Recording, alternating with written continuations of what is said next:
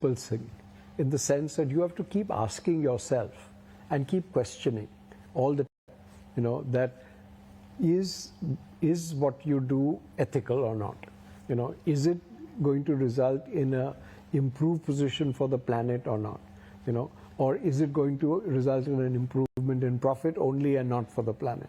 So I think this balance is not easy, but it's quite possible if you ask the right questions every time.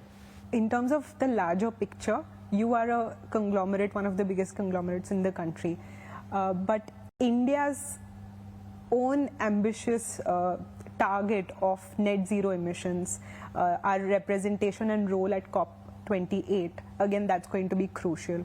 How do you think we can really progress as a society, especially because there are certain issues where we're calling this environmental problem or a crisis as the white man's burden for our country as well, especially developing countries. What's your view on that and your thoughts on that? Yeah. Well, so I think the whole idea is that we know that climate change is resulting in certain very detrimental heat effects, where it's become difficult for people even to work and live.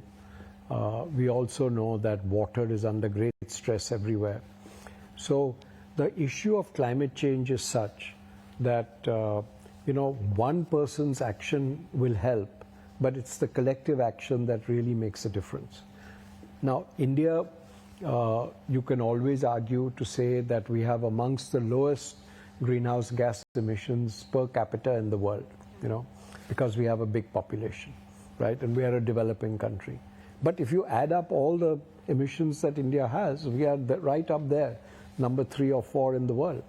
So I think we should not take sort of hide behind the fact that our per capita emissions are low. I think we need to face facts that we really have such a huge amount of emissions because we are a big country.